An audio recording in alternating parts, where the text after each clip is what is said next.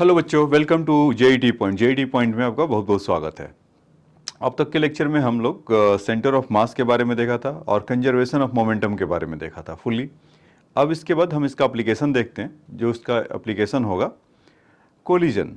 तो आज के लेक्चर में हम लोग कोलिजन को डिस्कस करेंगे। कोलिजन होता क्या है, डेफिनेशन क्या है उसका, कितने टाइप के कोलिजन होते हैं, ये सब हम लोग आज डिस्कस करेंगे।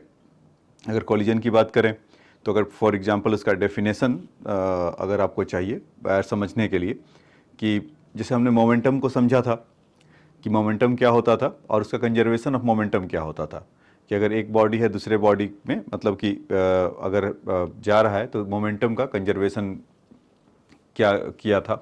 फॉर या जैसे आपने देखा था ना कि कोई बड़ा सा बॉडी है, उस पर एक छोटा सा बॉडी है और उसको अगर हम मूव कर रहे हैं, या हम कुछ आपने अभी देखा था कि इम्पल्स भी इसको देते थे, एक थपकी ऐसा लगाते थे तो कुछ उसके चलते मोशन होता था।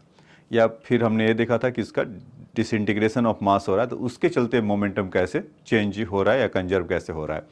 तो उस पूरे डिस्कशन में हमने एक चीज़ को पकड़ा था कि कुछ भी हो, मोमेंटम कंजर्व अगर होगा तो नेक्स्ट एक्सटर्नल फोर्स जीरो लगेगा, नेट एक्सटर्नल फोर्स जीरो लगेगा। और एक्सटर्नल फोर्स अगर लगेगा तो तब भी हमने देखा था कि मोमेंटम कंजर्व होगा, लेकिन एडिटेड फॉर्म में। तो उसके लिए हमने देखा था कि जो impulse plus initial momentum equal to final momentum में होता था। ठीक है, तो अगर पर्टिकुलर कोलिजन की अगर हम बात करें, यहाँ पर क्या होगा कि अगर कोई दो बॉडी है और उसके अंदर उसमें अगर मोमेंटम का एक्सचेंज हो रहा है ड्यू टू दो बॉडी का अगर एक्सचेंज टेक प्लेस अगर हो रहा है मोमेंटम का दो बॉडीज में, तो bye the mutual interaction, so it is called collision. मतलब कि अगर सपोज करिए कि अगर जितना, मतलब जो आप कोलिजन के बारे में आपको जानते हैं, कोलिजन का मतलब क्या, कि एक दूसरे को हिट करना, यही ना। अब तक आप देखे होंगे कि कोलाइड कर गया है, उससे ऐसा हो गया। सपोज एक मास m है, m1 है और दूसरा मास m2 है, ये ऐसे आ रहा है और ये थोड़ी देर में ऐसे जा रहा है, तो कभी ना कभी एक दूसरे को, मतलब ये टक्कर, या कभी ना कभी क्या, एक टक्कर ये लगा ही रहे हैं, आपस में कर रहे हैं, तो हम इसको इन जनरल भाषा में कोलिजन कहते हैं। तो अभी मैंने अपने डेफिनेशन में बोला कि momentum conservation moment taking place with the two bodies by the by the mutual interaction. Two physical bodies में आपस में कांटेक्ट होता है तब होता है। तो ये भी आधा सत्य है, कोई ज़रूरी नहीं है कि उसमें फिजिकली आए और आपस में इंटरेक्शन हो तभी हो। उसमें एक वर्ड आपको बोला था म्यूचुअल इंटरेक्शन। तो ड्यू टू म्यूचुअल इंटरेक्शन के चलते भी ऐसा पॉसिबल है कि मोमेंटम में चेंजेस हो उन दोनों के। वो कैसे, जैसे कोई एक पार्टिकल है उसका मास m1 है और एक पार्टिकल है उसका मास m2 है। अगर सपोज दोनों के पास चार्ज है, ऐसा m1 है और दूसरा m2 है, और दोनों के पास चार्ज q1 या q2 ले लीजिए ऐसा, और पॉजिटिव है। और पॉजिटिव है तो हम जैसे जानते हैं, वो जानते ही होंगे, आप थोड़ा बहुत तो पढ़े होंगे, पॉजिटिव लाइक चार्जेस क्या होते हैं, एक दूसरे को रिपेल करते हैं। तो थोड़ी देर के बाद ये इधर आएगा, थोड़ी देर के बाद इधर आएगा। सिंस दोनों के पास चार्ज और मास अलग है तो डिफरेंट डिफरेंट वेलोसिटी से भागेंगे, से u1 और u2। तो यहाँ पर पहले तो कुछ नहीं था, यहाँ पर पहले कुछ नहीं था, अपने आप उन दोनों का जो म्यूचुअल इंटरेक्शन है उसके चलते वहाँ से मोमेंटम ये जनरेट कर रहे हैं। तो हम कह सकते हैं कि मोमेंटम यहाँ पर कंजर्व होगा। क्यों होगा, क्योंकि कोई एक्सटर्नल फोर्स नहीं लगा है, वो ड्यू टू खुद से अपने आप से वहाँ पर हो रहा है बाय द, मतलब जो फोर्स एग्जर्ट या लॉ ऑफ जो कुलम्स लॉ है उसके चलते वहाँ से वहाँ पर फोर्स उन पर लग रहा है और इंटरनल है, और उसके चलते वो वेलोसिटी गेन कर रहे हैं। तो हम ये कह सकते हैं कि मोमेंटम यहाँ पर कंजर्व होगा और एक्सटर्नल कोई फोर्स नहीं लग रहा होगा। तो हमने मोमेंटम कंजर्वेशन के लिए यही सब बातें सीखा है ना, कि अगर मोमेंटम कंजर्व कब होता है। अच्छा, एक तो ये बात आपने देखा, दूसरा ये वाला भी कर रहे थे कि मान लीजिए कि ये m1 है, ये u1 स्पीड से जा रहा है और ये u2 स्पीड से आ रहा है। तो आफ्टर द कोलिजन के बाद यहाँ से v1 होगा, कुछ इसका वेलोसिटी v2 होगा। ये सब बातें हम देखेंगे, मतलब कि समझेंगे, मतलब अगर कोलिजन अगर कोई करेगा तो कुछ इसी तरह की बातें बनेंगे। तो उसमें क्या होता है कि अगर उस कोलिजन समझने से पहले हमें दो चीज़ों को अच्छे से समझना होगा, इलास्टिक और इन इलास्टिक। इलास्टिक कोलिजन क्या होता है बच्चों, या इलास्टिक बॉडी ही क्या होता है, कि जैसे कि अगर कोई कोलिजन हो और फटाफट अपना शेप रीगेन कर ले, ऐसा तो कोई बॉडी होता नहीं है कि परफेक्टली इलास्टिक बॉडी कौन है, तो ऐसा क्वार्ट्ज को माना जाता है, क्वार्ट्ज आसपास है उसके कि वो परफेक्टली रीगेन कर लेता है अपना। तो कहने का क्या मतलब है कि इलास्टिक कोलिजन, जब भी अगर कोलिजन होता है आपस में, तो उसका शेप डिफॉर्म ना हो। अगर शेप डिफॉर्म होगा तो फिर इन इलास्टिक कोलिजन या मतलब इलास्टिक कोलिजन नहीं होगा। तो पहले केस की इलास्टिक कोलिजन के लिए कि शेप को डिफॉर्म नहीं होना है। शेप को अगर डिफॉर्म होगा तो क्या होगा कि सपोज जैसे कि इस तरह का है, अगर पर ऐसा है और ये ऐसा है, मास m1 है और इसका m2 है, और कोलिजन ऐसा हुआ तो कुछ इस तरह का और कुछ इस तरह का, मैं जानबूझकर ऐसा बनाया हूँ। अगर शेप इनका डिफॉर्म होगा तो उसमें क्या होगा बच्चों कि उसका जो वेलोसिटी है, जो इनका वेलोसिटी है वो उतना नहीं रहेगा। वेलोसिटी तो खैर तब भी चेंज हो रहा था। उससे क्या होगा कि जब इनका शेप डिफॉर्म होगा तो आपको पता होगा कि पोटेंशियल एनर्जी क्या होता था by virtue of its configuration. तो इसका शेप डिफॉर्म होगा तो क्या होगा, इसका potential energy will increase decrease या डिक्रीज, मतलब कि कुछ ना कुछ पोटेंशियल एनर्जी इसका चेंज होगा। तो उस पोटेंशियल एनर्जी को चेंज कौन करवाया होगा, इस काइनेटिक एनर्जी, क्योंकि अभी तो काइनेटिक एनर्जी ही था उसके पास। तो काइनेटिक एनर्जी आप देखेंगे इनिशियल और बिफोर में चेंजेस होगा। कब, जब वो परफेक्टली इलास्टिक बॉडी नहीं होगा तब, यानी कि जब शेप उसका डिफॉर्म होगा तो कुछ एनर्जी उसका पोटेंशियल एनर्जी में चला गया होगा या पोटेंशियल एनर्जी को चेंज करने में चला गया होगा। तो उससे क्या होगा, काइनेटिक एनर्जी आपका कंजर्व नहीं होगा, उसमें चेंजेस होगा। तो ये तो इसमें इसके लिए था। इलास्टिक कोलिजन में और मतलब इसका अगर आप समझेंगे कि किस तरह के दो ऑब्जेक्ट हैं और टकराने के, जब टकरा रहे होंगे तो एक दूसरे पे फोर्स लगा रहे होंगे, कांटेक्ट फोर्स, नॉर्मल फोर्स, जैसा भी आपको कहना है।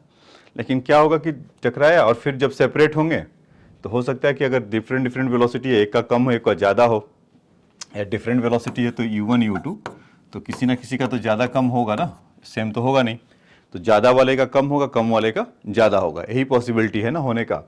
तो ये कब होगा कि जब एक दूसरे से फोर्स लगाएंगे इंट्रैक्शन, तो जिसका स्पीड ज़्यादा है उसको कम कर देगा। अगर मान लीजिए कि अगर ऐसे है और ये u2 है और मास इसका m1 है और इसका m2 है इस तरह का, और u1 is greater than u2, ऐसा। तो जब कोलिजन होने के बाद थोड़ी देर के बाद क्या होगा, जब कोलिजन होगा तो इसमें फोर्स ऑफ म्यूचुअल इंट्रैक्शन, ये नॉर्मल फोर्स लग रहा होगा, और जब सेपरेट हो रहे होंगे तो इसका वेलोसिटी v1 है और इसका वेलोसिटी v2 है। मतलब ये भी हो सकता है कि पीछे की तरफ चला जाए। मैं एक केस ऐसा ले रहा हूँ कि v1 is greater than u2 होगा, m1 m2 आपस में टकरा रहे होंगे, तो इस पर जो फोर्स लग रहा होगा इस पर v1 v2 after the collision के बाद ये हो रहा होगा। तो एक उसका स्पीड जो डिक्रीज हो रहा होगा, एक इंक्रीज करा रहा होगा, ऐसा।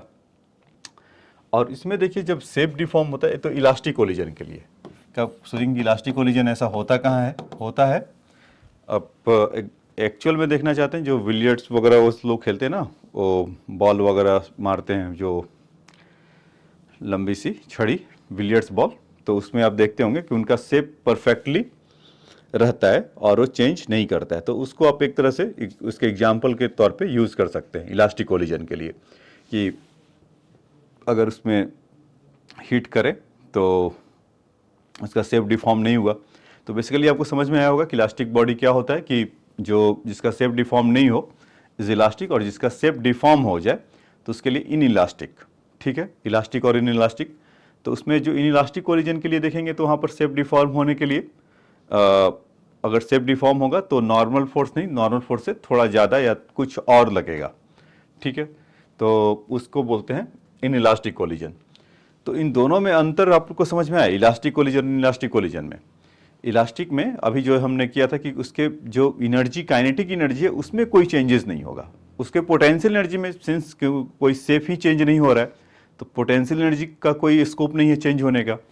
तो काइनेटिक एनर्जी जो पहले था वो सिस्टम का बाद में होगा। हाँ, वेलोसिटी उधर ऊपर नीचे होगा या मोमेंटम ऊपर नीचे होगा, क्योंकि डिफरेंट डिफरेंट अगर मास के हैं और डिफरेंट वेलोसिटी है तो उसका momentum obviously after the collision के बाद कुछ और होगा। इन इलास्टिक कोलिजन के लिए उसका सब कुछ वो चेंज होगा, पहले और मोमेंटम पहले जो था और बाद में था वो तो चेंज होगा ही होगा। उसका जो काइनेटिक एनर्जी है वो मतलब इक्वल नहीं होगा। आपको बताया ही क्यों, क्योंकि उसका शेप डिफॉर्म होने के चलते पोटेंशियल एनर्जी चेंज हो गया होगा, तो उस चलते ऐसा होगा। अच्छा, मोमेंटम दोनों में अगर देखा जाए तो मोमेंटम दोनों में कंजर्व होगा क्या? तो ठीक है, हमारे पास मोमेंटम कंजर्व होने के लिए क्या था कि भाई उस पर एक्सटर्नल फोर्स नहीं लगना चाहिए।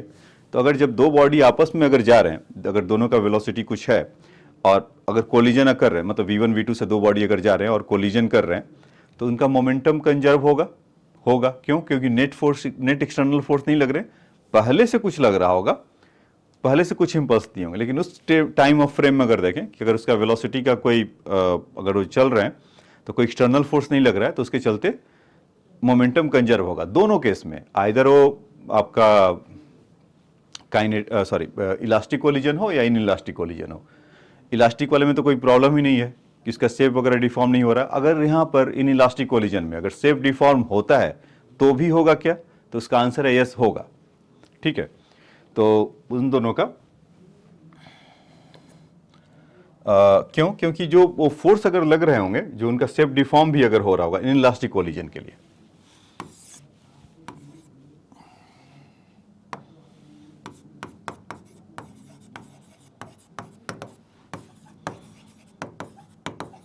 इन इलास्टिक कोलिजन के लिए अगर मान लीजिए कि शेप थोड़ी देर के बाद ऐसा डिफॉर्म भी हुआ, इस तरह का अगर चेंज हो रहा है, तो ये दोनों फोर्स क्या लग रहे होंगे?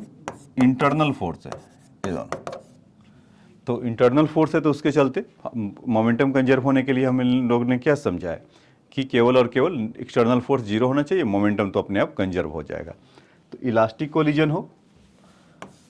कोलिजन हो या इन इलास्टिक कोलिजन हो, दोनों केस में मोमेंटम कंजर्व होगा। क्यों? क्योंकि इस पर एक्सटर्नल फोर्स नहीं लग रहा है। एक बात तो हो गया।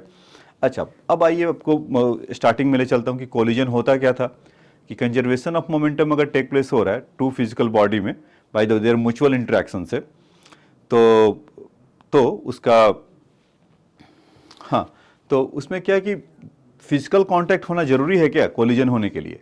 तो उसका आंसर है नहीं। क्यों?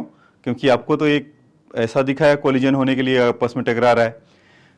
आपको कोलिजन से क्या मतलब है कि भाई मोमेंटम का कंजर्वेशन हो और चेंज इन मोमेंटम कुछ टेक प्लेस, ऐसा कुछ कर रहा होगा। एक के पास कुछ था, थोड़ी देर के बाद कुछ और हो जाए। मतलब मान लीजिए कि कुछ 20 kg मीटर पर सेकंड से उसका एक का है और थोड़ी देर के बाद उसका 30 हो जाए या 20 से 10 हो जाए। तो उसमें जो आपस में फोर्स लग रहा था या जो उनके पास अभी जो मोमेंटम है, तो अगर वो चेंजेस अगर हो रहा है तो कोई एक्सटर्नल फोर्स लग रहा है था क्या? नहीं। तो मोमेंटम तो कंजर्व है। तो उसके लिए क्या कांटेक्ट होना जरूरी है? मैं उसका आंसर कर दे रहा हूँ कि मोमेंटम उसका कंजर्व होना जरूरी है। मोमेंटम उसका कंजर्व होगा तो क्या उसका फिजिकल कांटेक्ट होना जरूरी है? तो आंसर है नहीं। क्यों? क्योंकि ऐसा आपने देखा था उसमें जो चार्ज बॉडी होते थे तो उसमें रिपल्सन या अट्रैक्शन हो रहा था। तो मान लीजिए कोई दो बॉडी है, रेस्ट पर है, इनिशियल मोमेंटम जीरो है, थोड़ी देर के बाद अगर आप छोड़ दें तो अट्रैक्ट हो रहा है, तो एक्सटर्नल फोर्स तो कोई नहीं लग रहा है, वो आप पर म्यूचुअल इंट्रैक्शन के साथ हो रहे हैं। तो एट अ मोमेंट कभी ना कभी मान लीजिए टकरा जा रहे हों, तो वो तो अलग बात है। टकराने से पहले तो उनका मोमेंटम तो चेंज हो रहा है, या दो लाइक चार्जेस हैं और वो आपस में छोड़ दें तो टकराएंगे तो कभी नहीं, लेकिन उनका मोमेंटम कीप चेंजिंग होगा और जाते जाते जाते आगे जाएंगे। और जब उनका बीच में कोई रिपल्सिव फोर्स नहीं होगा तो वॉट एवर द वेलोसिटी जो गेन किए हैं उससे वो चलते जाएंगे। अगर कोई एक्सटर्नल एजेंसी वहाँ नहीं है, फ्रिक्शन नहीं है, तो मूव करते जाएंगे। तो कहने का क्या मतलब है कि अगर आपसे ऐसा बोला जाता है कि मोमेंट कोलिजन होने के लिए क्या फिजिकल इंटरेक्शन होना जरूरी है, तो उसका आंसर है no, not necessarily, only for the, अगर इस तरह के मास m1 m2 है, कोई चार्ज पार्टिकल अगर है नहीं है, तब वहाँ पर हम कह सकते हैं कि होगा। अगर कोई चार्ज पार्टिकल है तो ऐसा उसके बिना भी पॉसिबल है। ऑल्दो वो टकराएंगे, फिजिकल इंटरेक्शन हो सकता है, लेकिन बिना उसके भी उसका change in momentum take place हो सकता है। ठीक है बच्चों, तो ये तो हमने कहानी आपको बताया कि इलास्टिक कोलिजन होता क्या है और इन इलास्टिक कोलिजन क्या होता है। ठीक है, अब हम समझेंगे कुछ पार्शियली इलास्टिक इन इलास्टिक हो, मतलब ना। अच्छा, उसमें भी इलास्टिक होने के लिए शर्त क्या है कि शेप डिफॉर्म नहीं होना चाहिए, जो पहले है अभी वही है, या जो इन दोनों के बीच का रिलेटिव वेलोसिटी है वो चेंज नहीं होना चाहिए। मतलब मैंने क्या बोला कि जैसे कि अभी कुछ ये दोनों जा रहे होंगे तो u1 माइनस u2 होगा, ऐसा u का velocity with respect to v और दूसरे का v2 माइनस v1, ऐसा। तो दोनों बॉडी के बीच का जो रिलेटिव वेलोसिटी है अगर वो चेंज नहीं अगर करता है तब आप कह सकते हैं कि इलास्टिक कोलिजन है। बेसिकली मैं आपको थोड़ा सा हिंट देना चाह रहा हूँ, कोफिशिएंट ऑफ रिस्टिट्यूशन वो डिसाइड करता है कि कोई भी बॉडी इलास्टिक कोलिजन है या इलास्टिक कोलिजन नहीं है। बेसिकली जो इसी का दोनों का रेशियो हो जाएगा। अभी जो U1 U2 है तो इसका आप क्या कर सकते हैं, वेलोसिटी ऑफ अप्रोच, एक दूसरे को अप्रोच कर रहे होंगे ना, खैर ये तो दोनों सेम डायरेक्शन में, अगर मान लीजिए कि आमने सामने से आ रहे हों U1 और ये आपको थोड़ी देर मतलब ऐसा एक सिचुएशन दे दूं U2 आ रहे हों, तो इनका रिलेटिव वेलोसिटी कितना हो जाएगा, U1 प्लस U2, यही ना।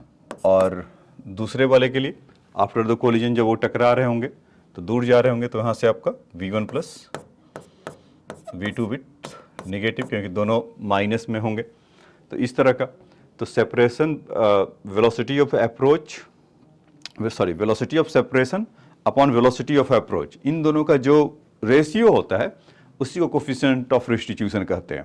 अगर समझ में अभी आ गया तो अच्छी बात है, नहीं तो हम उसको आगे नेक्स्ट करेंगे। तो अभी आपके लिए क्यों बताया इसको, इलास्टिक कोलिजन से और इनइलास्टिक कोलिजन के लिए क्या होता है।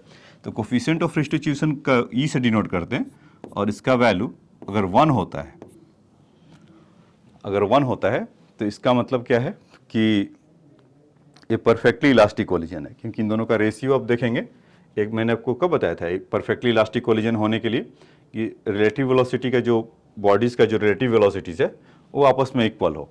तो इसका अगर वैल्यू 1 है तो हम बोलेंगे इलास्टिक कोलिजन है, और ई का वैल्यू 1 से कम और 0 ऐसा हो या इक्वल टू 0 भी हो सकता है, तो इन इलास्टिक कोलिजन है। और ई का वैल्यू 0 ही है, ई का वैल्यू एग्जैक्ट 0 है, तो परफेक्टली इन इलास्टिक होगा।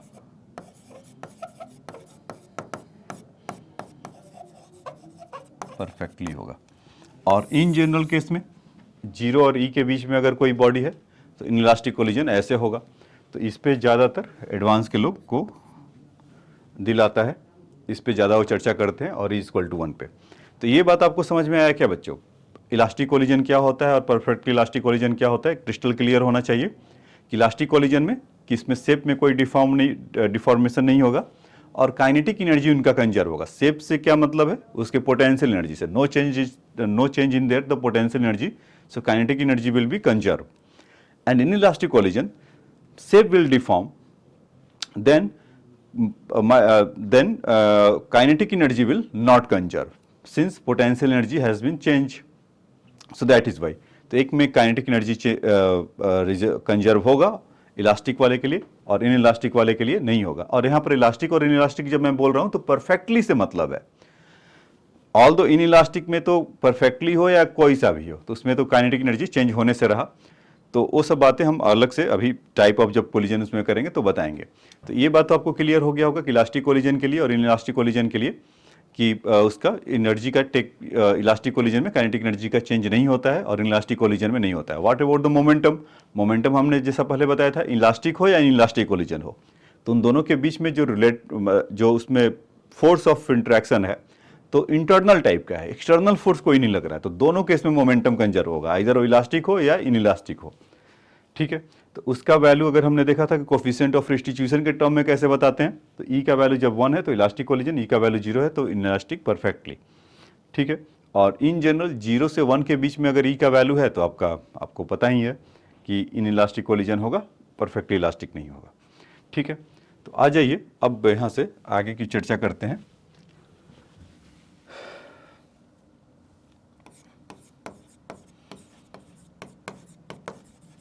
परफेक्टली इलास्टिक कोलिजन ऐसा। तो इसमें क्या है बच्चों कि अगर मास उसका एक का m1 है और इसका स्पीड u1 है,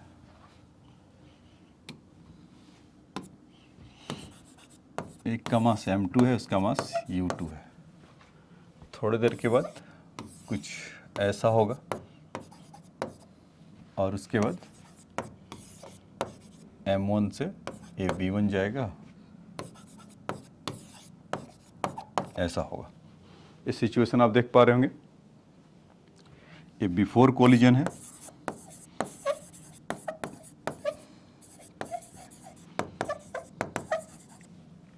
ये ड्यूरिंग द कोलिजन है,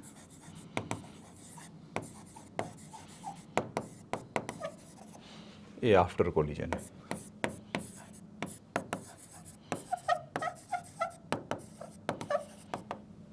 ठीक है, और इसमें अभी जो एक चीज़ और आपको मेंशन जो करना था मुझे कि परफेक्टली इलास्टिक कोलिजन तो है लेकिन इन वन डायमेंशन में है।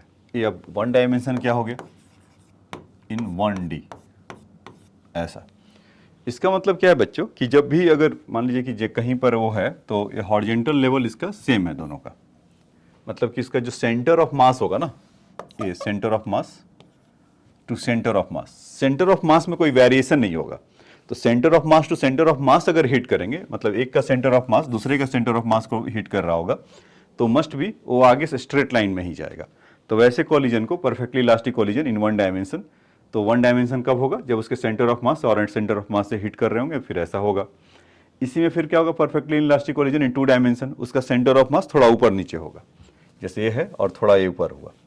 तो उस केस में आपको देखेंगे कि इन टू डायमेंशन में होगा तो टक्कर एक दूसरे को मारेंगे। तो अभी जो स्ट्रेट लाइन में आया था तो एक कहीं नीचे की तरफ जाएगा और एक कहीं ऊपर की तरफ जाएगा।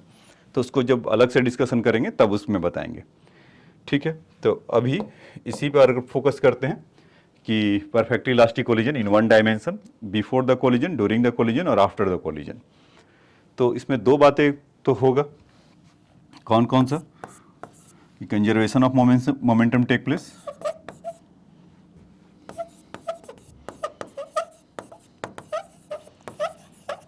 conservation of momentum will take place.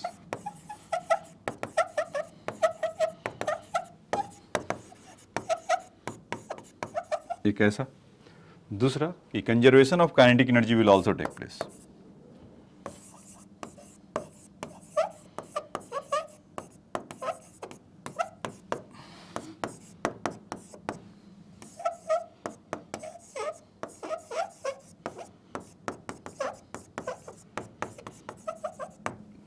ठीक है, तो ये दोनों चीज़ें होगा, तो इसी पर हम लोग काम करेंगे। और फिर उसके बाद अभी हम लोग इंटरेस्टेड इसमें है कि सपोज हमें u1 और u2 दो वेलोसिटी दिया हुआ है और यहाँ पर ये कहना ही पड़ेगा कि u1 is greater than u2 तभी होगा। अगर u1 is less than u2 तो कभी कोलिजन ही नहीं होगा। और इसके पास चार्ज भी नहीं है कि उसको उसका कुछ वेलोसिटी को चेंज कर पाए, या दूसरी भाषा में उसके मोमेंटम को चेंज कर पाए, क्योंकि वेलोसिटी को चेंज नहीं कर पाएगा तो उसका मास इंटू वेलोसिटी मोमेंटम को चेंज नहीं कर पाएगा। तो if u1 is greater than u2 होगा तभी ना कभी तो जाके इसको टक्कर मारेगा, और टक्कर मारने के बाद कुछ ऐसा इस तरह का कहानी बनेगा। ठीक है बच्चों, तो इसको याद रखिएगा। और कंजर्वेशन ऑफ मोमेंटम दोनों में होगा, या काइनेटिक एनर्जी और कंजर्वेशन मोमेंट दोनों क्वांटिटी यहाँ पर कंजर्व होंगे। तो आइए अगर एक एक करके दोनों को देखें कि अगर मोमेंटम कंजर्व होगा, फर्स्ट केस,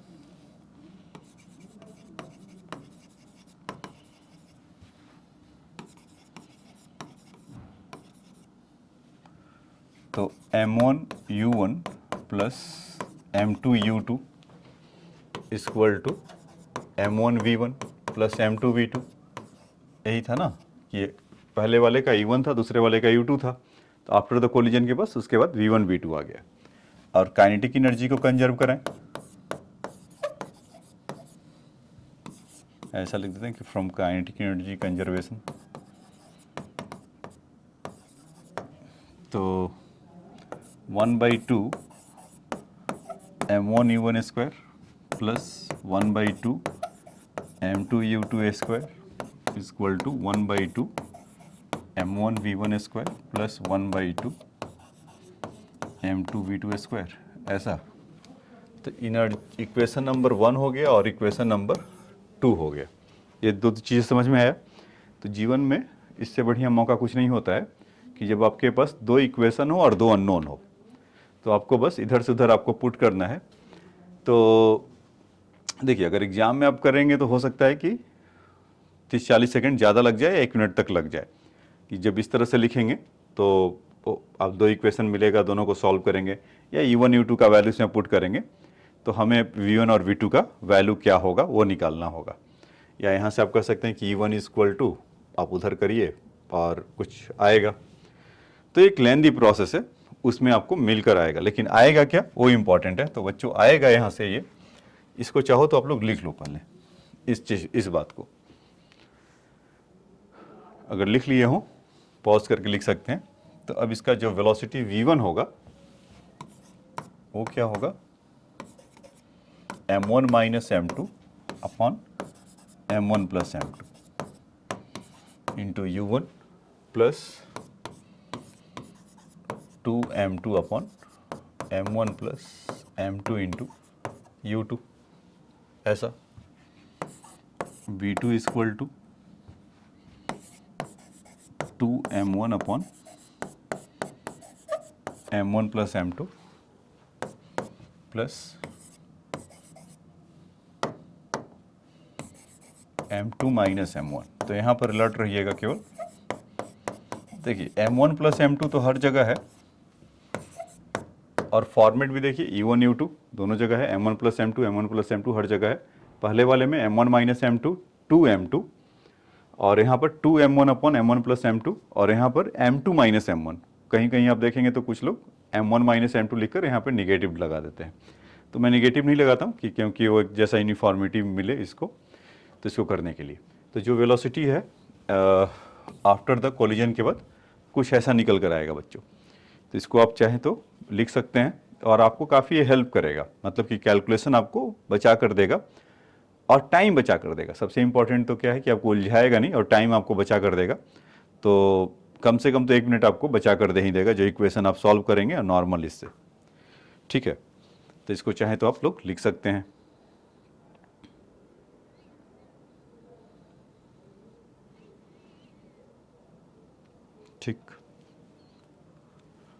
ठीक है, अब देखिए कि इसके अलग अलग केसेस हैं, कि अलग अलग केसेस क्या हैं।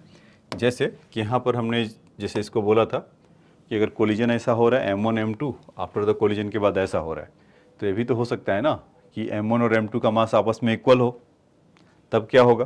तो आप इसमें देखेंगे एक अलग ही नज़ारा आपको दिखाई पड़ेगा कि केस 1 यहीं पर डिस्कस करता हूँ।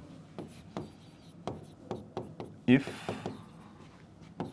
m1 इक्वल टू m2, तो क्या होगा कि ये वाला पार्ट आप देख रहे होंगे कि 0 हो जाएगा, तो इवन तो 0 हो गया, और m1 m2 जैसे ही इक्वल होगा आपस में से m ले लीजिए, दोनों का सेम मास है, सपोज m, ये विजिबल है ना।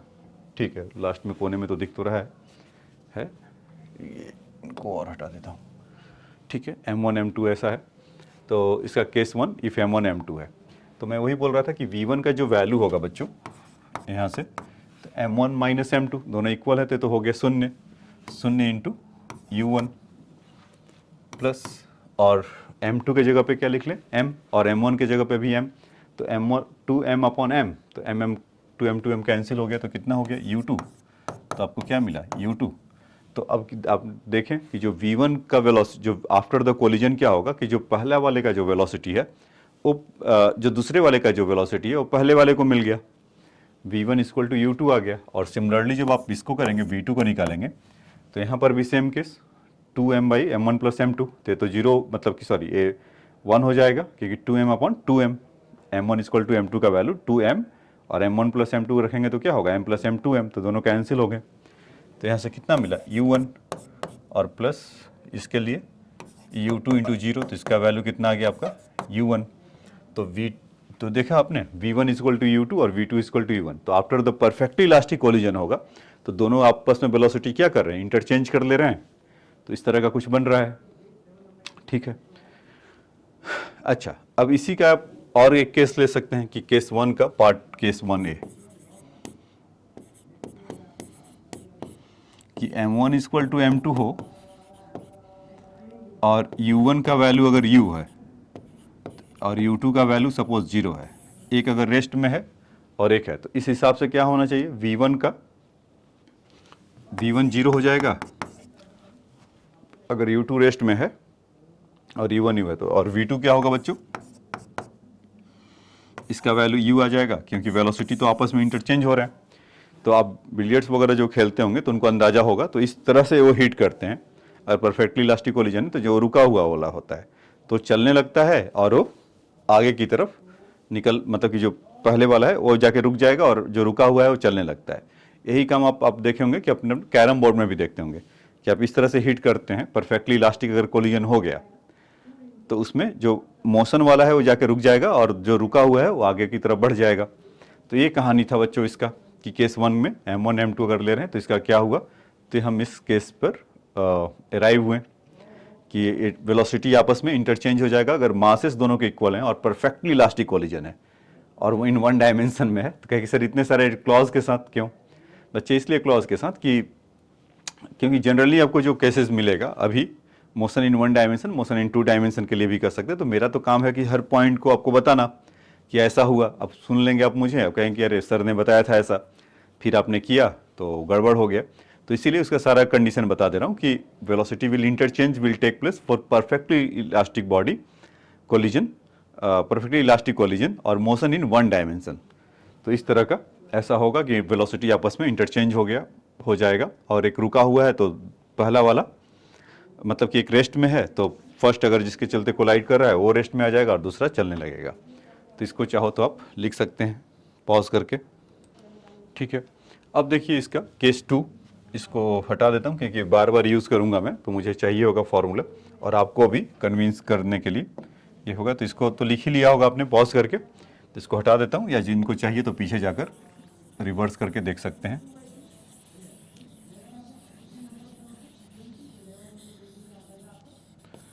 ठीक है, अब केस में 1 के बजाय केस 2 लेते हैं। केस 2 में क्या है बच्चों, if m1 is much greater than m2, अगर ऐसा है केस 2 में m1 is much greater than m2 अगर है तो उसके लिए क्या होगा। तो इसमें आप देखेंगे कि जैसे मान लीजिए कि m1 is much then m2 का मतलब क्या हुआ कि जैसे एक ट्रेन है और उससे मक्खी आके टकरा जाए या आपका छोटा सा पत्थर का टुकड़ा आप उस पर रख रहे हो या फेंका है, तो जो ट्रेन है वो तो बहुत हाई स्पीड में है तो चलते चल जाएगा। पत्थर का क्या होगा या जो मक्खी होगी टकराने के बाद उसका क्या पोजीशन होगा। तो उस केस में क्या होगा कि m1 is greater than m2, तो v1 का जो वैल्यू होगा इज 2u2 माइनस u1। ठीक है बच्चों, दोनों में u1 लिख दिया,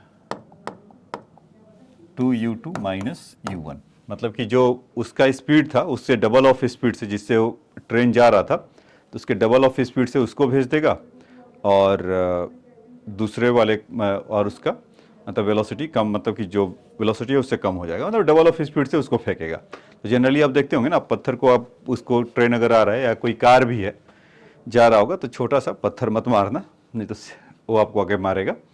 तो प्लास्टिक का बॉल से आप देखिएगा एक्सपेरिमेंट करके, तो जिस स्पीड से जा रहा होगा डबल ऑफ स्पीड से आपके पास होगा, उसके कंपेयर में अगर निग्लेक्जिबल होगा तो ये तो u1 हो इसका हो जाएगा। अच्छा, उसमें v2 इक्वल टू क्या होगा, उसको कोई फर्क नहीं पड़ेगा, वो जिस स्पीड से जा रहा होगा उसी स्पीड से आएगा।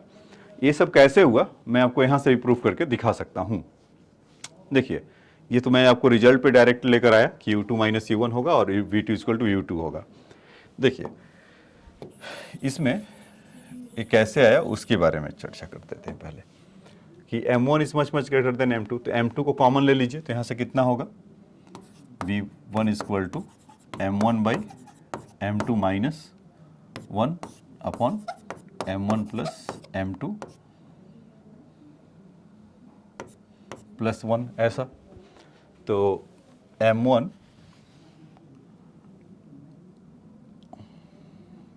Is much greater than m2, तो m1 by m2 is much greater than 1। तो इसका वैल्यू 1 से ज़्यादा होगा, कुछ माइनस आप कर रहे हैं, और ये वैल्यू 1 से प्लस होगा। तो इसके जगह पर जो v1 के जगह पर है तो ठीक है इक्वल टू u1, तो वो आपको कंडीशन वहाँ से मिलता हुआ दिखाई पड़ेगा। तो इसमें m2 माइनस में m1 और उसके बाद दूसरा वाला भी तो होगा ना यहाँ पर 2m2 upon m1 plus m2 into u2। तो उसमें भी अगर आप वहाँ से अगर m2 को कॉमन लेंगे तो 2 times of m1 by m2 plus 1 into u2। तो आप इसको देखेंगे कि ये पार्ट तो जितना भी है 1 है और उससे 1 के लिए है, दोनों जगह पर है। तो दिस 1 माइनस समथिंग या उसके लिए, तो उसका जो वैल्यू है, m1 को कॉमन लिया मैंने, तो m2/m1, ठीक है। इसमें जैसे मैंने m1 को कॉमन लेकर ऐसा किया है तो उस तरह से आ रहा है। अगर m2 को कॉमन लेंगे तो फिर आपको वही जो रिजल्ट मैंने लिखा था 2u2 माइनस u1, क्योंकि ये वाला निगेटिव हो जाएगा और वहाँ पर 2 आ रहा है तो उसके चलते मिलेगा। सेम काम उसके लिए भी कर सकते हैं कि जब m1 is greater than m2, अगर m2 is greater than m1 होगा तो वैसे का वैसा रिजल्ट वहाँ भी मिलेगा, केवल एक बॉडी कम या ज़्यादा हो जाएगा, ठीक है। ऐसे आप वैसे भी देख सकते हैं, जैसे मान लीजिए कि अब कोई दीवार है बहुत ज़्यादा है, मतलब कि वो रेस्ट में है, तो u2 वाला पार्ट तो जीरो हो गया और किसी स्पीड से u जा रहा होगा, अगर आप फेंक रहे होंगे तो इसका तो मास निग्लेक्जिबल है, तो जीरो मतलब कि अगर मान लीजिए 1 kg है और दीवार है आपका 1000 kg का, तो निगेटिव वेलोसिटी से ही इसको बाहर की तरफ फेंकेगा ना।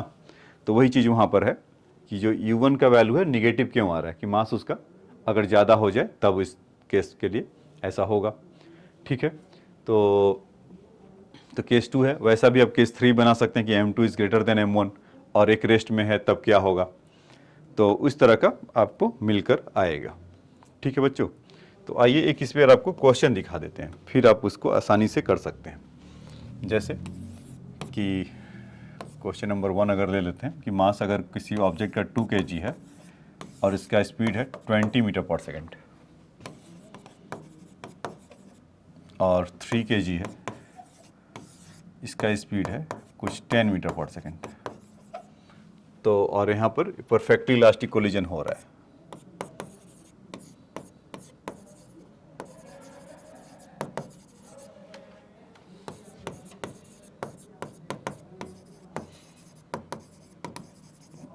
परफेक्टली इलास्टिक कोलिजन हो रहा है, तो after the collision what will be their mass, what will be there velocities.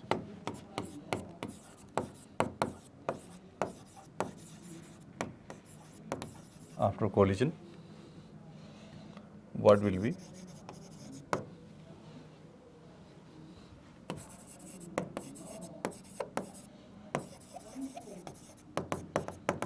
velocities, ठीक है। तो ये आपसे क्वेश्चन पूछा गया है, तो ठीक है बच्चों, तो इसको आप ट्राई कर सकते हैं तो ट्राई कर लीजिए, नहीं तो मैं आपको यहाँ से ऐसा बता देता हूँ कि जो V1 होगा वो क्या बताया गया था आपको, m1 minus m2 upon m1 plus m2 into u1 plus 2m2 upon m1 plus m2 into u2, ऐसा बताया गया था। तब इसका वैल्यू अगर रखेंगे तो 2 kg माइनस 3 kg, तो 2 माइनस 3 कितना हो गया, -1, और 2 प्लस 1 इज़ 5, u1 आपका 20, और यहाँ से दोनों का सम इज़ 5 और सम ऑफ 2 6, तो 6/5 ऐसा, और उसका वेलोसिटी कितना है 10 ऐसा, तो वहाँ से कितना आ गया 60/5 और यहाँ से -20/5, तो कितना आ जाएगा 40/5, तो 8 मीटर पर सेकेंड। देखिए ये स्लो हुआ, 20 वाला था कुछ स्लो हो गया। ऐसे ही अगर आप V2 वैल्यू निकालेंगे तो क्या होगा, m1 minus m2 upon m1 plus m2 into u1 plus, नहीं इसमें तो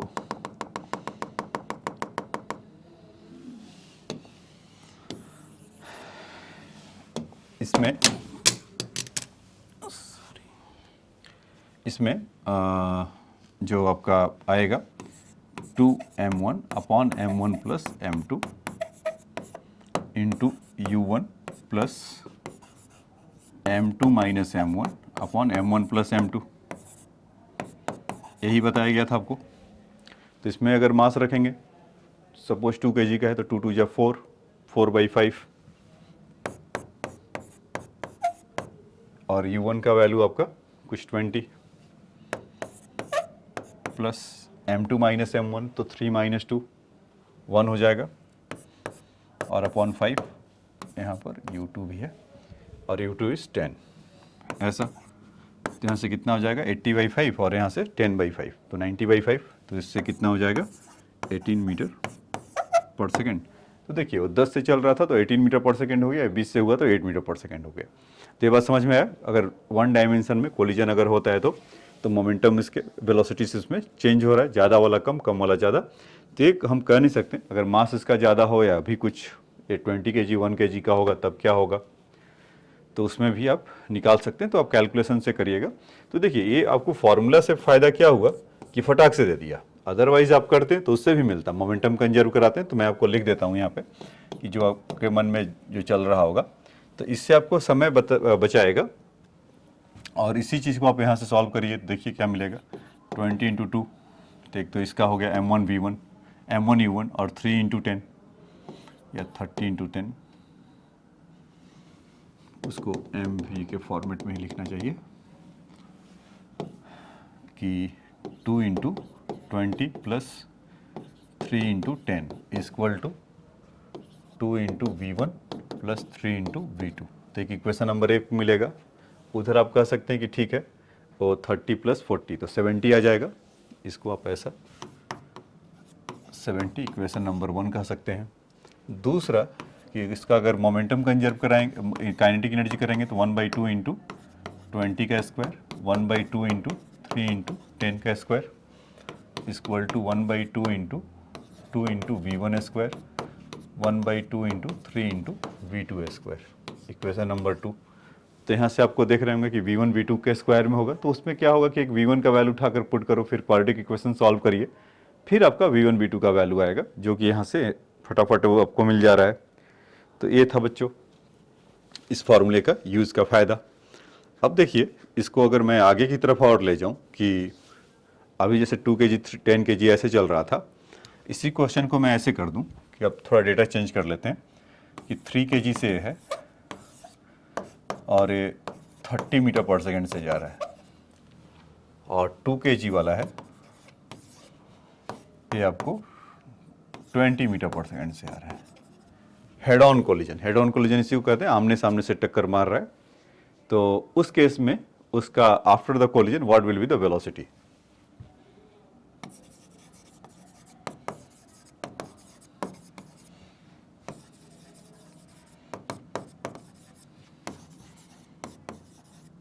आफ्टर कोलिजन, ठीक है।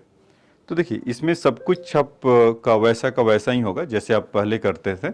इसमें बस केवल एक चेंजेस आ जाएगा कि इसमें और उसमें, इसमें और उसमें क्या मतलब क्या है कि जो वेलोसिटी है यहाँ पर 30 मीटर पर सेकेंड U1 ये पॉजिटिव मिलेंगे, और क्योंकि वेलोसिटी होता है तो वेक्टर क्वांटिटी है तो आपको नेगेटिव में लेना होगा बस, U2 equal to minus negative में। तो देखिए इसको भी सॉल्व करके दिखाते हैं आपको। इसका अगर आप चाहो तो पॉज करके आप ट्राई एक बार कर सकते हैं। उससे क्या होगा कि अभी तक आपने जो समय इन्वेस्ट किया है तो उसका चेक इट आउट हो जाएगा कि क्या मैंने जो कॉन्सेप्ट सीखा है वो सही है क्या, या हम एग्जाम में जब इसमें बैठ रहे हैं तो उसको हम कितने टाइम में कर पा रहे हैं या क्या परेशानी है। Although after the one click you will see that the solution, so it is आपके लिए अच्छा होगा कि इसको पॉज करके ट्राई करिए।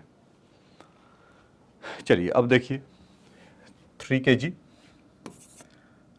ये आपको जो वेलोसिटी V1 के लिए चाहिए था, तो M1 माइनस M2, तो अब फार्मूला नहीं लिख रहा हूँ, या चलो फार्मूला आपको बार बार दिखाने से होगा कि आपके दिमाग में बैठ जाएगा।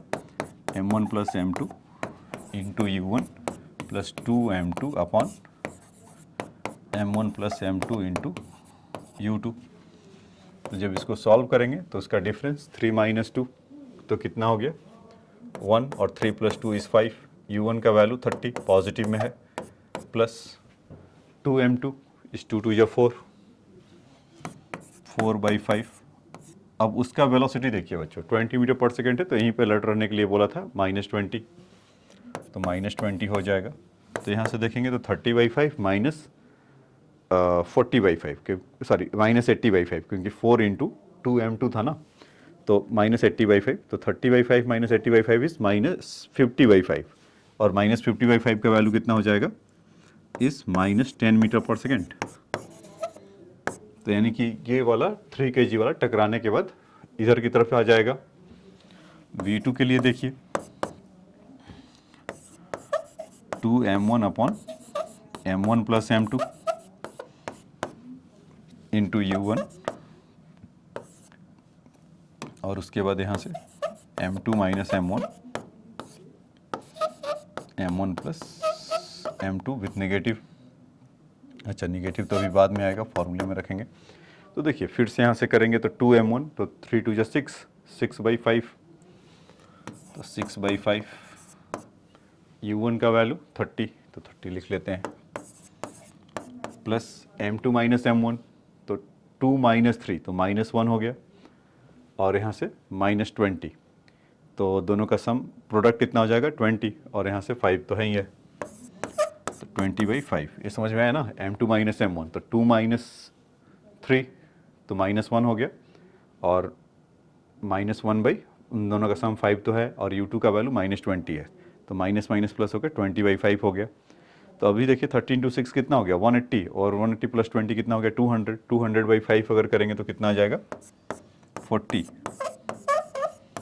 मीटर पर सेकेंड। तो ये आपका 2 निकल कर आए 10 मीटर, -10 मीटर पर सेकेंड से। तो उसमें क्या हुआ कि -10 मीटर पर सेकेंड से ये पीछे की तरफ आने लगा, और 2 kg वाला आगे की तरफ रफ्तार पकड़ लिया 40 मीटर पर सेकेंड, जो इसका पॉजिटिव था नेगेटिव में हो गया। ठीक है बच्चों, तो ये बात आपको अच्छे से समझ में आया होगा कि इसका क्या मतलब है।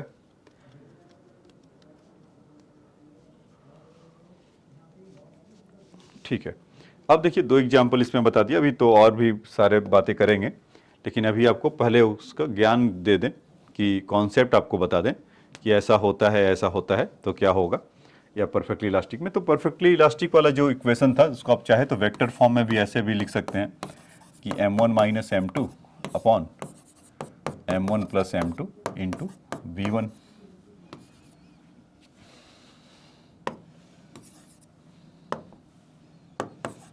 U1 वेक्टर और 2m2 upon m1 plus m2 into U2 vector. फिर V2 वेक्टर के लिए अगर लिखेंगे तो यहाँ से 2m2 upon m1 plus m2 into U1 plus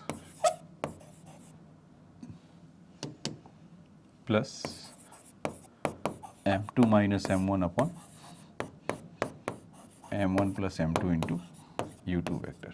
तो वेक्टर में, अगर वेक्टर का क्या मतलब है कि कहीं 3i प्लस 4j इस तरह का भी कुछ अगर दिया होगा, कोई वेलोसिटी अगर जा रहा है, ऐसा क्वेश्चन देखते हैं ना कि अगर उसका वेलोसिटी का वेक्टर के फॉर्म में दिया हुआ हो और उसका मास ऐसा है, तो उस केस में क्या करेंगे, तो वहाँ पर भी आप ऐसा डायरेक्टली उठा के पुट कर सकते हैं। तो ये सब के लिए ऑल वेदर टाइप इक्वेशन है, जैसे होता था ना ऑल वेदर टाइप रोड, तो आप उस पर जाइए तो आपको कोई दिक्कत नहीं होगा। वैसे ही ये जो इक्वेशन है ऑल वेदर इक्वेशन है, कि किसी भी टाइम आपको काम करके देगा, या इधर हो केवल वैल्यू गिवन है, एक केवल मैग्नीट्यूड गिवन है तब के लिए, या जब उसके वेक्टर के फॉर्म में होगा तब भी उसको आपको निकल कर आ जाएगा।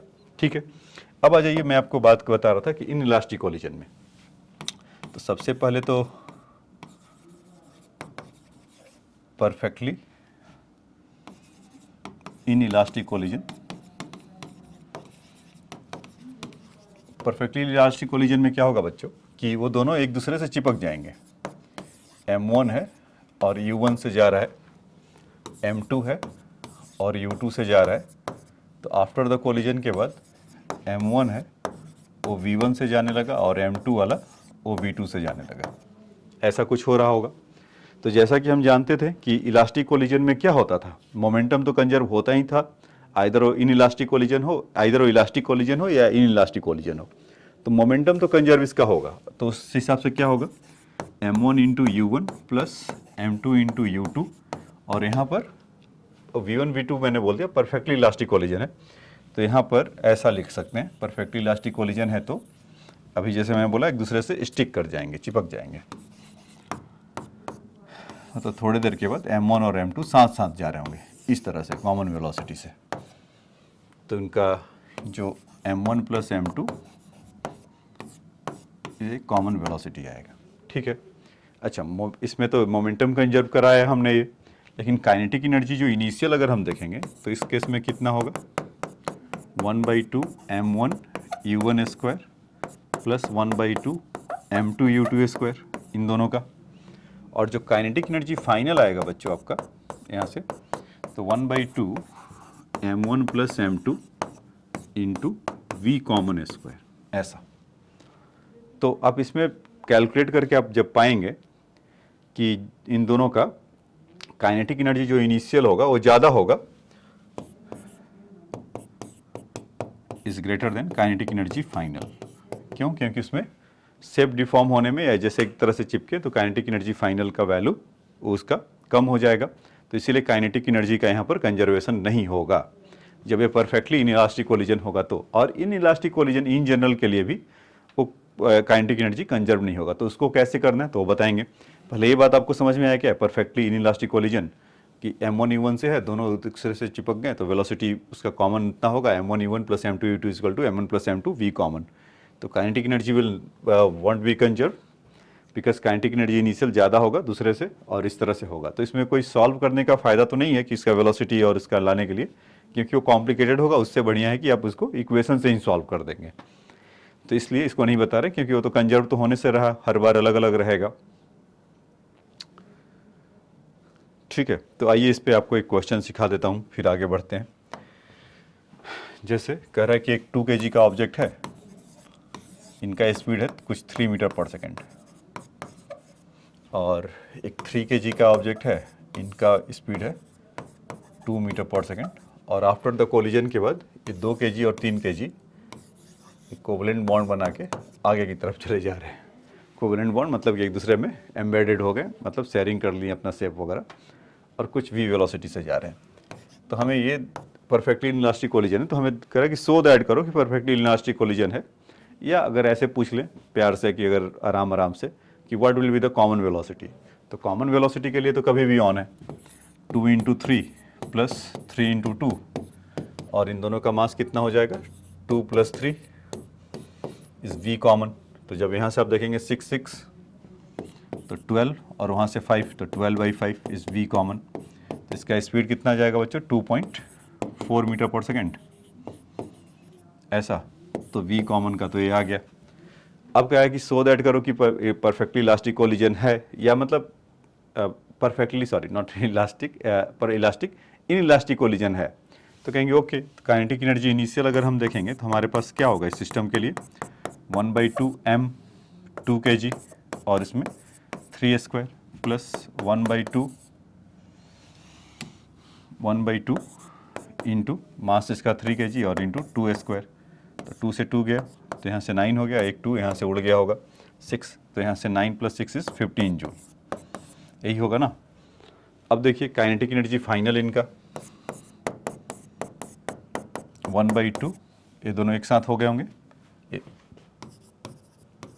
2 kg 3 kg एक साथ आ गए थे ना, तो इसका सम ऑफ द मास 2 + 3 कितने से जा रहा है, 2.4 के स्क्वायर से। तो यहाँ से कितना हो जाएगा, 2 + 3 इज 5/2, और 2.4 का स्क्वायर कितना हो जाएगा, 5.76। ठीक, तो इसमें आप देख पा रहे होंगे कि 5.76 को आप हाफ करिए तो कितने हो जाएंगे, 2.38 और इसका 0.5, तो 2.88 मान लेते हैं क्या होना ही चाहिए। तो देखिए 2.88 × 5 करेंगे तो उसका वैल्यू जो आएगा कुछ 8 5 जा 40, और 8 5 जा 40 तो 4, और यहाँ से 14, तो 14.4 जूल इतना आएगा बच्चों, 14.4 जूल, और इसका कितना है 15 जूल। तो इन दोनों में डिफरेंसेस है ना, इसके काइनेटिक एनर्जी और इसके काइनेटिक एनर्जी में, मतलब कि काइनेटिक एनर्जी इनिशियल वाला ज़्यादा है और फाइनल वाला कम है। तो हम यहाँ से कह सकते हैं ना, kinetic energy will not conserve in the inelastic collision, perfectly inelastic collision. तो ये बात आपको समझ में पाए होंगे। तो ये इसका था।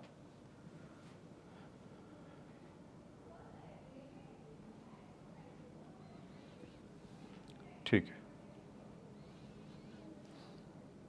अब अब देखिए कि इसी को मैं दूसरा एग्जाम्पल नंबर 1 था, इसी का दूसरा एग्जाम्पल अगर हम ले लें कि अगर परफेक्टली इन इलास्टिक कोलिजन हो रहा और हेड ऑन हो रहा हो, तो और दोनों टकराने के बाद किस डायरेक्शन में जाएंगे और किस स्पीड से जाएंगे और कितने एनर्जी से जाएंगे, या लॉस्ट इन एनर्जी क्या होगा।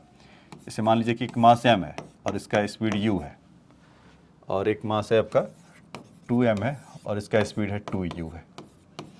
ऐसे दोनों आमने सामने आ रहे हैं, तो और आफ्टर द कोलिजन के बाद दोनों एक दूसरे से क्लिंग कर जा रहे हैं, मतलब दोनों एक दूसरे से चिपक जा रहे हैं, मतलब सेपरेट नहीं हो रहे हैं।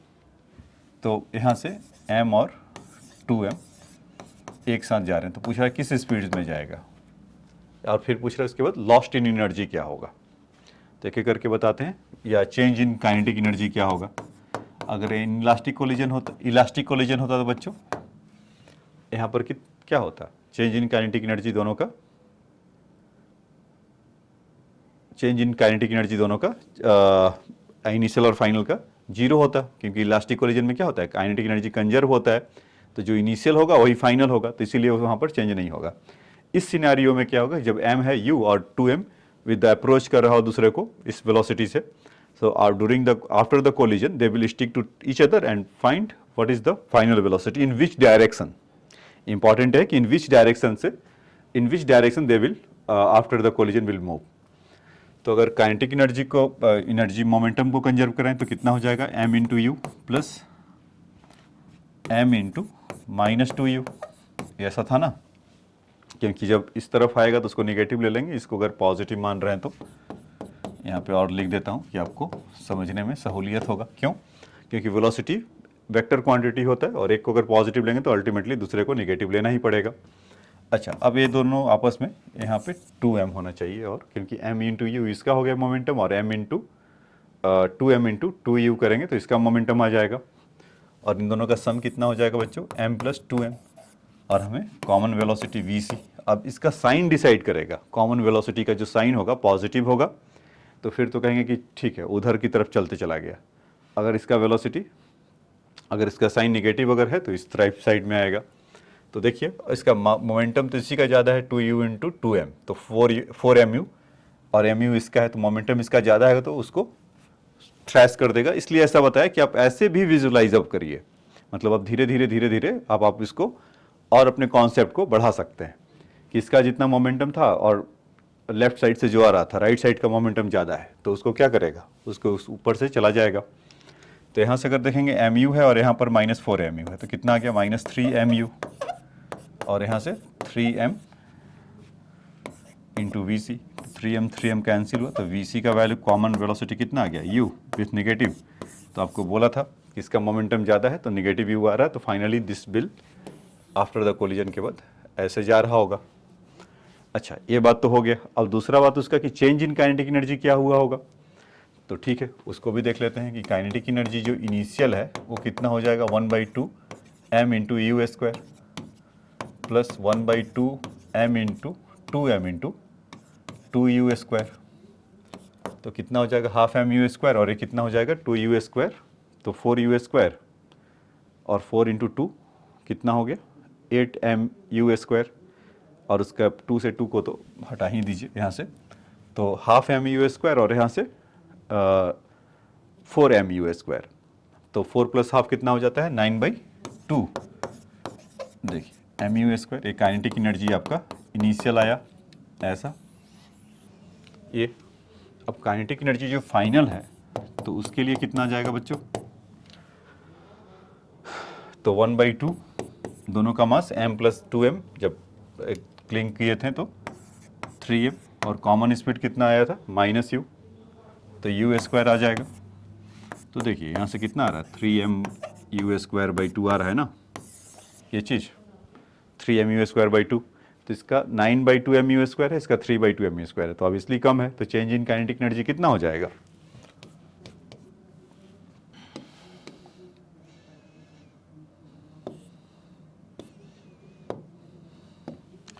चेंज इन काइनेटिक एनर्जी अगर देखेंगे तो यहाँ से 9/2 माइनस 3/2, तो कितना हो गया 6/2, तो यानी कि 3/3 mu square change in kinetic energy.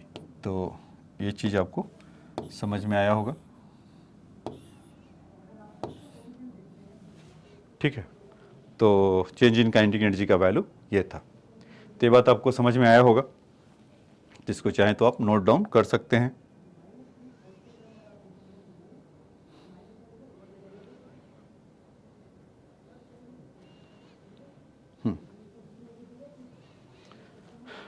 ठीक है, अब उसके बाद देखिए दूसरा कॉन्सेप्ट इन सबों में। अभी इस पे तो आपको बेसिक आपको पहले समझा रहा हूँ कि अंडरस्टैंडिंग बनाते हो कि एक कॉन्सेप्ट सिखाया एक क्वेश्चन, कॉन्सेप्ट सिखाया एक क्वेश्चन। उसके बाद हम लोग इसके टिपिकल क्वेश्चन पे जाएंगे ही जाएंगे। तो आ जाइए नेक्स्ट, इसका कॉन्सेप्ट कहता है coefficient of restitution.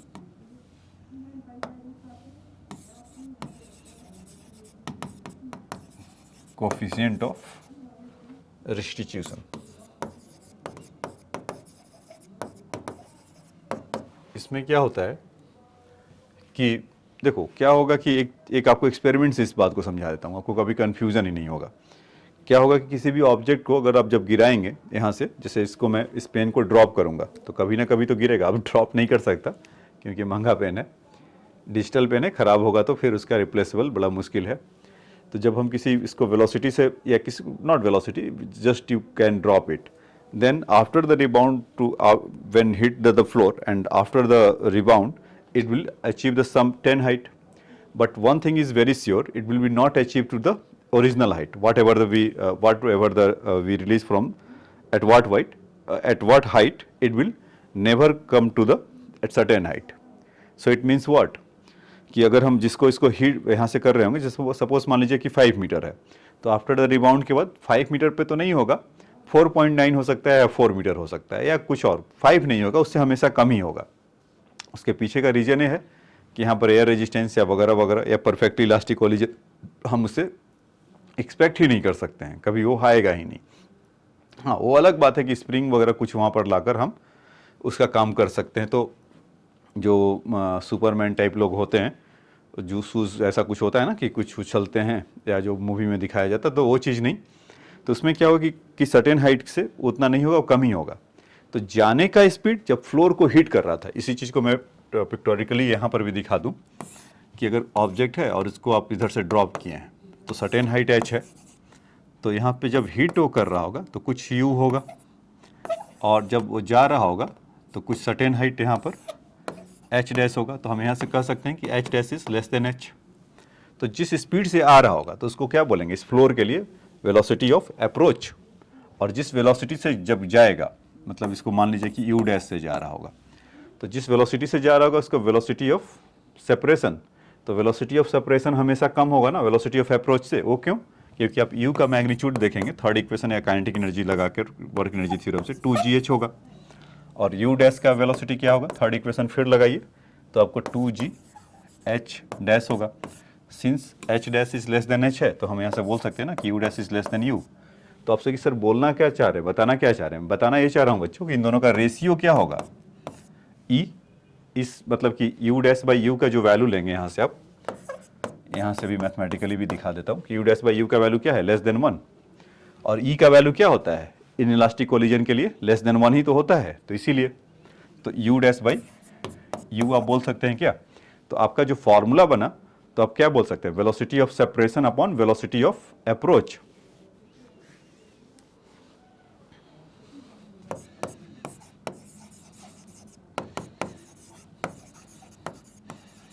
Separation by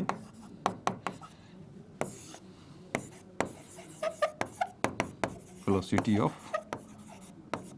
approach. तो ये बात समझ में आया, velocity of separation by velocity of approach.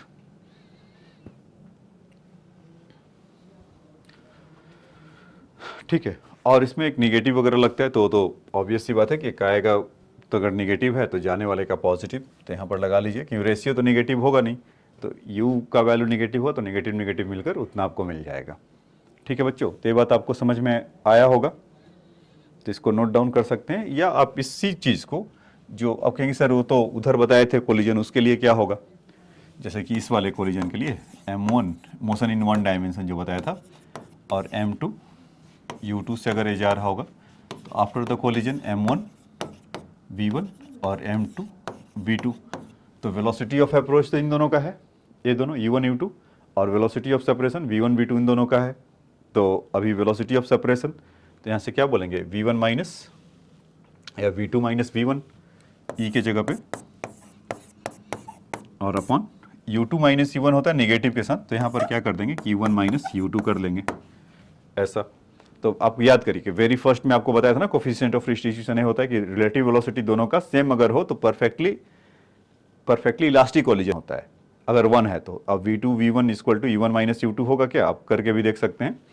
यहाँ से इसका सपोज वैल्यू 1 ले लें, तो v2 minus v1 upon u2 minus u1, अब इधर ही जाएगा तो कितना हो जाएगा, u1 plus v1 plus equal to v2 plus v1 v2 plus u2। मतलब मैं क्या कहना चाह रहा हूँ, यहाँ लिख दे रहा हूँ कि v1 plus v2 equal to u1 plus u2। तो याद करिए, आपको एकदम वेरी फर्स्ट में आया तो जाके आप पीछे जाके देख सकते हैं कि ये चीज़ कहीं ना कहीं आपको बताया था कि ये होगा, जो कि यहाँ से भी हो रहा है। तो कोफिशिएंट ऑफ रिस्टिट्यूशन आपको समझ में आया क्या, कि velocity of separation minus velocity of approach. और ना हो तो इस प्रैक्टिकल वाले एग्जाम्पल से आप इसको इमेजिन कर सकते हैं कि हमेशा वो कम होगा। कन्फ्यूजन यही होता है ना कि सेपरेशन बाई अप्रोच या अप्रोच बाई सेपरेशन, तो उसका वैल्यू कम होता है। अक्सर बच्चे पूछते हैं कि सर उसमें क्या करें उसका। तो आप इस एक्सपेरिमेंट से आप समझ सकते हैं कि उतना हाइट वो गेन नहीं करेगा, तो गेन जाने के लिए इसका ऐसा होगा। इस पर मैं अभी आपको एक क्वेश्चन भी बता देता हूँ, फर्स्ट इसको नोट डाउन कर लीजिए। ठीक है बच्चों, ये तो लिख लिए होंगे। तो आइए क्वेश्चन आपको दिखाता हूँ एक इसी पर ऐसा बेस्ट क्वेश्चन। कह रहा है कि एक बॉल है, उसका मास m है और सर्टेन हाइट से उसको गिरा रहा है, से h है और कोफिशिएंट ऑफ रिस्टिट्यूशन यहाँ का e का वैल्यू e है। तो हमसे पूछा जा रहा है कि आफ्टर व्हाट हाइट तक ये गेन जाएगा। क्वेश्चन समझ में आया। एक ब्लॉक है, उसका मास m है, ना भी दिया होता तब भी चलता, लेकिन यहाँ पर उसका मास ले रहे हैं m है, और h हाइट से जब गिरा रहे होंगे तो कोफिशिएंट ऑफ रिस्टिट्यूशन इसका e है। तो यहाँ लिख ही देता हूँ कि आपको बार बार दिमाग में जाएगा तो जाके वो फिट हो जाएगा। कोफिशिएंट ऑफ रिस्टिट्यूशन ऐसा तो h डैश से अगर जाएगा तो क्या होगा। ठीक है, तो एक बात तो बताइए कि जब वो हीट कर रहा होगा तो किस स्पीड से जा रहा होगा, किस स्पीड से हीट कर रहा होगा। तो यहाँ से हम बोल सकते हैं कि u स्क्वायर, या ठीक है उसको हीट जो कर रहा होगा, सो सपोज उसको v कह देते हैं, v स्पीड से हीट कर रहा होगा। तो फाइनल वेलोसिटी v, इनिशियल इसको ड्रॉप कर रहा है तो 0 और नीचे की तरफ आ रहा है तो 2gh। तो v का वैल्यू कितना हो जाएगा बच्चों यहाँ से, √2gh। ठीक है, जो ये दे रखा है तो इसका वेलोसिटी दे रखा है कि किस स्पीड से जाएगा, क्योंकि अभी अभी आपको बताया था ना coefficient of restitution equal to e equal to velocity of separation. तो इसको आप ले लीजिए v डैश ऐसा, और इनका स्पीड आने का कितना था, v था विथ निगेटिव। तो v डैश का वैल्यू कितना हो जाएगा, e into V. With negative से फर्क नहीं पड़ेगा क्योंकि अभी तो स्क्वायर इसका होगा तो हो जाएगा। या आप मैग्नीट्यूड जानना चाहते हैं तो ये, तो जाने का स्पीड दूसरी भाषा में दिया हुआ e टाइम्स ऑफ v। इस कॉन्सेप्ट को याद रखिएगा, इस पर हम लोग काफ़ी चर्चा करेंगे क्योंकि इसमें बहुत सारा मिक्स क्वेश्चन होगा प्रोजेक्टाइल का भी, कि ऐसा जैसे मान लीजिए कि एक हुआ और यहाँ से जब निकला होगा तो सपोज कर देगा कि e है, तो जहाँ से आने के बाद यहाँ से जब निकलेगा तो e इंटू वी ऐसा बोलेंगे ना। तो इसीलिए तो v dash equal to minus E. तो इसमें जो h डैश अगर हम निकालें कि अब इसमें अगर सेकंड इक्वेशन इसके लिए लगा लें तो इसमें जाने का स्पीड कितना होगा, v डैश इनिशियल और फाइनली हो, तो जब होगा तो यहाँ पर फाइनल वेलोसिटी 0 ही होगा ना। जब यहाँ पर वो रीच करेगा तो फाइनल वेलोसिटी क्या होगा बच्चों, इस 0। तो यहाँ से हम बोल सकते हैं ना कि फाइनल वेलोसिटी 0 और इनिशियल स्पीड हमारा e square v square minus 2g h dash, क्योंकि अगेंस्ट द ग्रेविटी जा रहा होगा। थर्ड इक्वेशन को लगाएंगे तो वहाँ से मिलेगा, या काइनेटिक एनर्जी भी लगा, कंजर्वेशन लगा दीजिए, एनर्जी कंजर्वेशन। तो h डैश का वैल्यू कितना आ जाएगा, e square v square upon 2g, और v स्क्वायर का वैल्यू कितना था, √2gh, वहाँ पर पुट कर देते हैं तो e square 2gh upon 2g। तो 2g से 2g कैंसिल हुआ तो कितना हो गया, e स्क्वायर h। तो ये तो आपका h डैश का वैल्यू हो गया। ठीक, तो इसमें फिर क्या होगा कि उसको ऐसे छोड़ दिया यहाँ से, आया गया टकराते आ रहा है, जा रहा है, आ रहा है, जा रहा है, तो पूछता है कभी कभी ऐसा कि पूरे जर्नी में कि उसने कितना डिस्टेंस कवर किया। तो वो बेसिकली मतलब कि वो भी आ जाता है, वो भी नेक्स्ट क्वेश्चन नेक्स्ट क्लासेस में ये सब बातें हम करेंगे। तो अभी आपको बेसिक समझाने के लिए था, तो ये तो हो गया। एक बात तो ये हो गया बच्चों,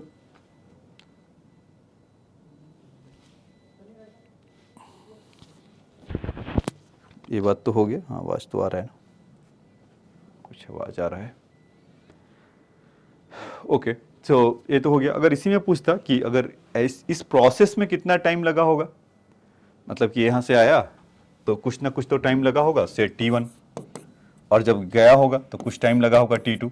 तो कह रहा है कि जब वापस वो जब वो रेस्ट में पहुंचा होगा, पहली मतलब इससे छोड़ने के बाद रेस्ट में था, और जब हिट करने के बाद जब वो पहली बार रेस्ट में पहुंचा होगा, तब बताइए कितना टाइम लगा होगा। तो यहाँ से हम जो देख पा रहे होंगे तो कहेंगे टाइम T1 प्लस T2 ही तो लगेगा। यहाँ से total time T equal to क्या होगा, T1 प्लस T2। तो आने में टाइम कितना लगेगा बच्चों, √2GH, sorry H equal to half GT square, तो 2H/G होगा। अगर जिनको सेकंड इक्वेशन काइनेमेटिक्स वगैरह का ज्ञान होगा तो फटाफट वो बता सकते हैं। H इक्वल टू, क्योंकि इनिशियल स्पीड 0 है, और half GH half T square और T1 स्क्वायर, क्योंकि टाइम T1 करें तो T1 इक्वल टू कितना हो जाएगा, √2H/G। तो √2H/G हो जाएगा, प्लस T2 का वैल्यू कितना हो जाएगा बच्चों, वहाँ से कि उसमें H डैश कितना कर रहा है, कुछ इतना E²H। तो फिर से आप उसको लगाएंगे T2 के लिए, तो सेम काम H के जगह पे बस कितना होगा 2, वो सब कुछ वैसा ही होगा। H के जगह पे क्या हो जाएगा, E²H। तो यहाँ से E²H/G, तो इतना टाइम लगेगा। ठीक है, तो ये बात आपको समझ में आया होगा। तो और चाहो तो आप इसको ऐसा भी लिख सकते हैं कि ये E² बाहर आ जाएगा, तो वहाँ से √2H/G और यहाँ से √2H/G। तो E+1 अगर कॉमन ले लें तो √2H/G ऐसा रूट में अंदर आ जाएगा। ठीक है, तो आज के लेक्चर में इतना ही। आपको आज के लेक्चर में कवर कराया कि कोलिजन होता क्या है, उसके कंडीशन क्या है, उसका डेफिनेशन क्या है, और कितने टाइप के होते हैं। तो 2 ही टाइप के लिए अभी देखा, परफेक्टली इलास्टिक और perfectly in elastic. In motion in 1 dimension में कर रहे थे ये सब जितना। जब मोशन इन 2 डायमेंशन में देखेंगे तो उसके बाद करेंगे। तो इन बिटवीन अभी इसके बीच में और आपको क्वेश्चन कराया जाएगा और आपको बताएंगे, और कुछ हो सके तो इंक्लाइन प्लेन का भी लेकर आएंगे कि इसमें क्या हो रहा होगा। और फिर उसके बाद मोशन इन 2 इलास्टिक कोलिजन और in elastic collision in motion in 2 dimension के लिए जाएंगे। ठीक है बच्चों, आज के लेक्चर में इतना ही। इसको रिवाइज करिए और नेक्स्ट लेक्चर में जब मिलेंगे तो इसके क्वेश्चंस को और प्रैक्टिस करेंगे। Thanks for your time.